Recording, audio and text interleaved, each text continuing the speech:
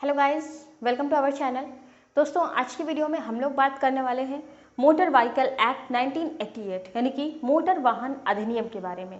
तो इसमें हम लोग बात करेंगे मोटर एक्सीडेंट क्लेम यानी मोटर दुर्घटना बीमा के बारे में। तो ये मोटर एक्सीडेंट क्लेम क्या होता है, किन परिस्थितियों में ये प्राप्त किया जा सकता है, मोटर एक्सीडेंट क्लेम पाने की प्रोसेस क्या होती है और इसे पाने के लिए ज़रूरी डॉक्यूमेंट्स क्या होते हैं, ये कितने दिनों में प्राप्त होता है। तो इन सारी बातों पे आज हम डिस्कस करने वाले हैं। तो अगर आपको मोटर एक्सीडेंट क्लेम में कुछ भी प्रॉब्लम है, कुछ भी आपको समझ में नहीं आता है कि क्या होता है, कैसे होता है और किस तरह से हम क्लेम पा सकते हैं, तो आज इन सारे क्वेश्चन से आपके वो सारे डाउट क्लियर हो जाएंगे। तो चलिए स्टार्ट करते हैं।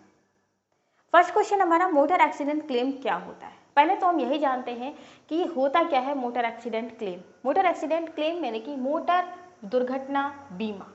पहले हम ये जानते हैं मोटर एक्सीडेंट क्लेम होता क्या है। मान लीजिए एक व्यक्ति रोड पर जा रहा है, हम सभी रोड पर निकलते हैं, तो हम एक व्यक्ति रोड पर जा रहा है, उस व्यक्ति का एक्सीडेंट हो जाता है, तो वहाँ पर उसके क्या राइट्स हैं, वहाँ पर वो क्या कर सकता है, पर वो मोटर एक्सीडेंट क्लेम पा सकता है। किस तरह से, अगर उससे गंभीर चोट लगी है और वो हॉस्पिटल में है, एडमिट है, तो उसके बाद जब वो ठीक होकर के आता है तो वो वहाँ पर क्लेम कर सकता है।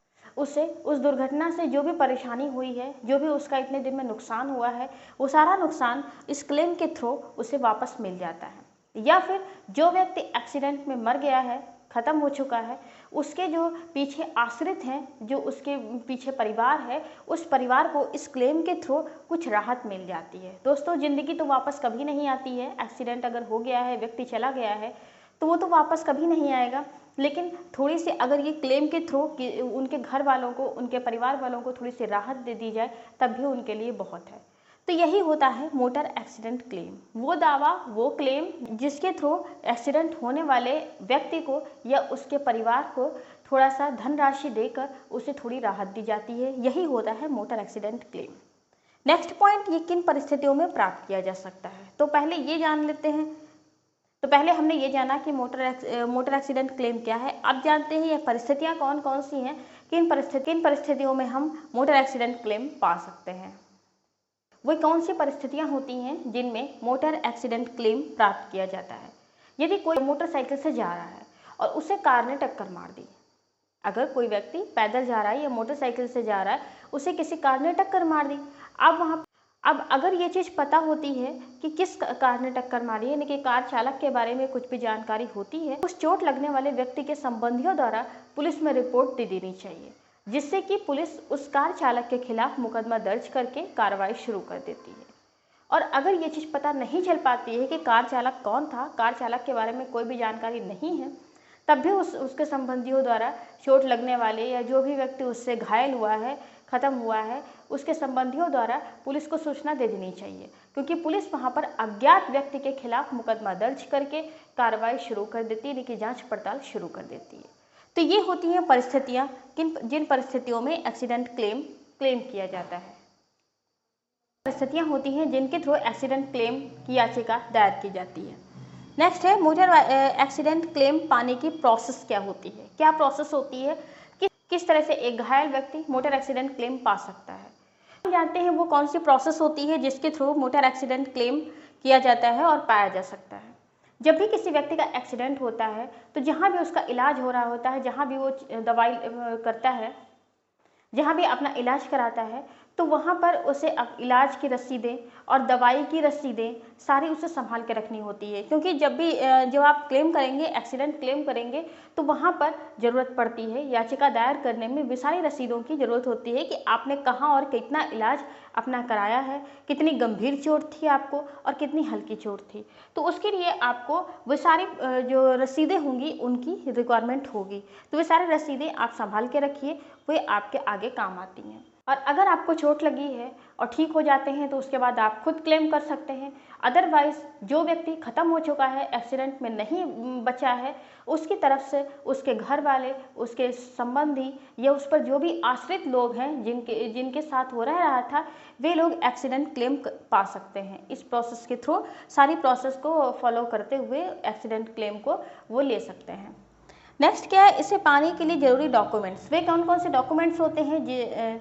आपके इलाज से संबंधित सारे डॉक्यूमेंट्स, सारी पर्ची, रसीदें, जो भी दस्तावेज हैं, वे सारे जिस व्यक्ति को चोट लगी है या जिसकी मृत्यु हुई है उसकी इनकम से संबंधित सारे दस्तावेज, और जो व्यक्ति याचिका दायर कर रहा है चाहे वो आपका सगे संबंधी वाला हो, जानने वाला हो, उसकी एक एक फोटो, आधार कार्ड, ये सारे डॉक्यूमेंट्स कोर्ट में जरूरत पड़ती है।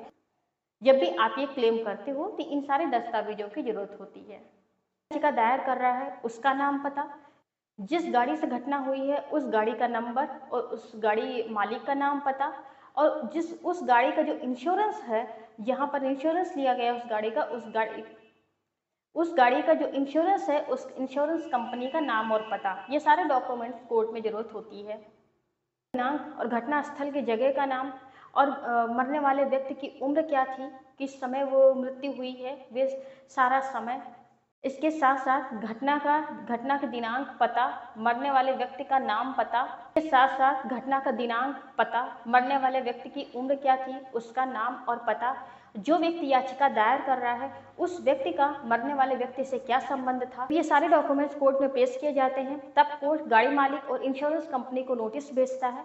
ये दोनों ही कोर्ट में पेश होते हैं और अपनी अपनी दलीलें देते हैं, अपनी अपनी बात रखते हैं, और बहस और दलीलों के बाद, काफ़ी जांच पड़ताल के बाद, गाड़ी मालिक और इंश्योरेंस कंपनी दोनों पक्षों की गवाही और बहस सुनकर मामले की अच्छी तरह से जांच करके फिर कोर्ट वहां पर पीड़ित को क्लेम की धनराशि देने के लिए आदेश देता है। यहाँ पर दोस्तों एक जरूरी बात हम आपको बताना चाहेंगे, कभी कभी आपने देखा होगा कि गाड़ी का इंश्योरेंस होते हुए भी गाड़ी का मालिक ही क्लेम की धनराशि भरता है। ऐसा क्यों होता है? में एक्सीडेंट हुआ है उस समय गाड़ी एक नाबालिग व्यक्ति चला रहा हो, यानी कि कोई बच्चा चला रहा हो, या फिर एक ऐसा व्यक्ति चला रहा हो जिसके पास गाड़ी का लाइसेंस ना हो, तब क्या होता है, तब इंश्योरेंस कंपनी वहां पर क्लेम की धनराशि नहीं देगी, बल्कि गाड़ी मालिक को ही धनराशि देनी पड़ती है।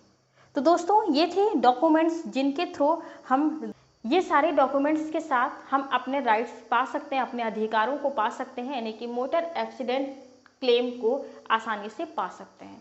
तो अब हम ये जानते हैं कि आखिर ये कितने दिनों में प्राप्त होता है, ये हमें मोटर एक्सीडेंट क्लेम आखिर कितने दिनों में प्राप्त होता है। तो दोस्तों इतनी सारी प्रोसेस जो हमने बताई, एक एक पॉइंट्स वाइज हमने सारा कुछ क्लियर किया, ये सारा होने में लगभग 1 से 2 साल लग जाते हैं।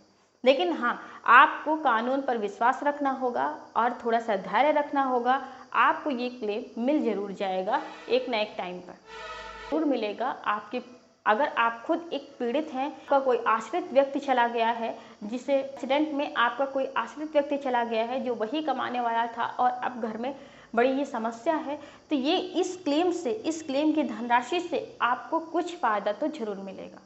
तो दोस्तों वीडियो कैसी लगी कमेंट करके बताइएगा, अच्छी लगी हो लाइक करिएगा, दोस्तों के साथ शेयर करिएगा।